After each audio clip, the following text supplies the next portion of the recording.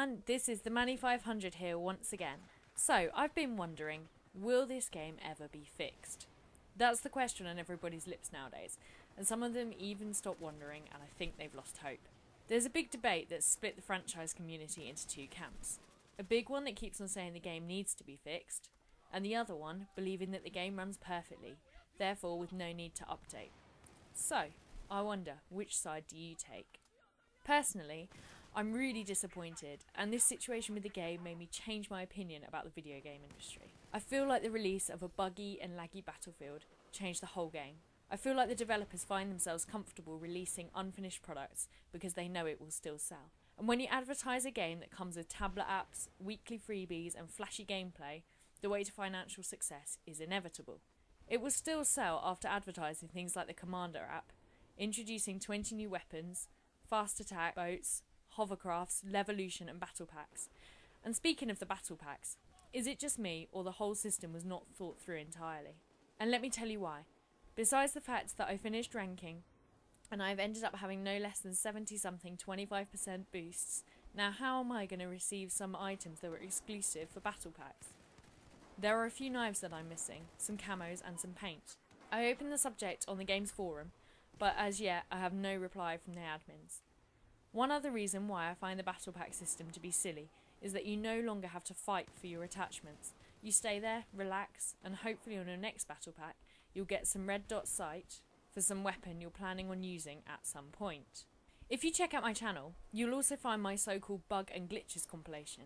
Some random unpleasant experiences that I've had in the game.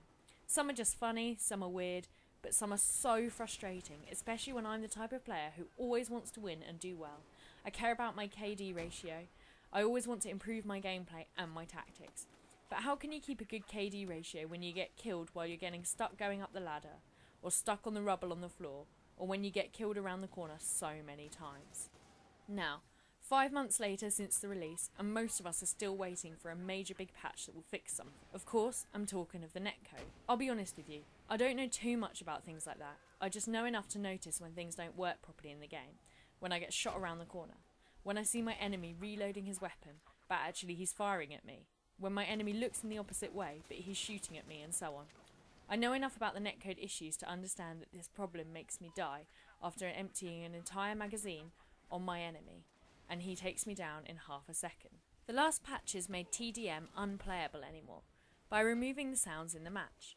All you can hear is some background noise, and 4, 5, 6 times per match, you hear the song telling you that the match is ending. But actually, you still have 70 tickets left until then. They removed the hit markers in obliteration and in hardcore modes. At times the enemy takes no damage from your shots at all, and there are no more kill cards either. The kill cam got even worse. It was broken from day one, showing you the legs of your opponent, or his shadow, or the ground he stepped on 2 seconds before. And now it shows the wrong guy, or doesn't show anybody at all. You get killed by an engineer inside a building, and then the kill cam shows some dead guy 3 flags away from where you're at. Also, on the 25th of March, the new patch lost all of my unlockable items through the battle packs for all of my carbines. It looks like you're unable to unlock the battle packs anymore, which means that you can't equip those attachments. I had a feeling that new patches will bring new bugs. I said it too many times before. Now, some people might blame all of this on something called packet loss, a term which has recently been introduced to the game, a term which nobody was using in BF3 or Bad Company 2. But now packet loss is part of our lives. Every time something happens, well, it's packet loss. No matter how good your internet connection is, if you get killed around the corner or some guy finishes you off with 1 bullet after you emptied an entire magazine on him, it's because, of course, the packet loss. To be honest, I feel like this is DICE's way of taking off the blame for messing things up with every new patch. Why was nobody speaking about this in BF3? And what is so different now? Apart from that, there is one other small aspect that upsets me as well. The fact that you have too many weapons and gadgets to choose from. Back in the days, I would play with the same gun no matter what game mode or map. That's how I ended up having 7,000 kills with AS Val in BF3, or 5,000 kills with AN94 in Bad Company 2. But now I'm choosing the weapon according to the map.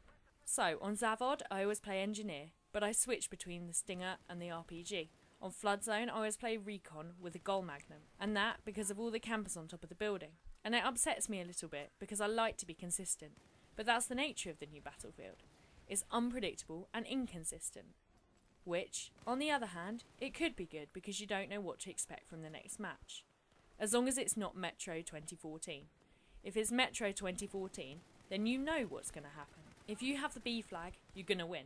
Your KD ratio is going to be a beautiful one, and your score is going to be fat. So where exactly are we 5 months after the release and 3 DLCs later? After all this time, it's hard to have faith in DICE's future projects anymore, let alone in their technical support on Battlefield 4. If they want us to start trusting them, they first have to resolve the dramatic issues with BF4. Keep in mind, even if EA was pushing an early release of a game, it wasn't them who wrote a bad code.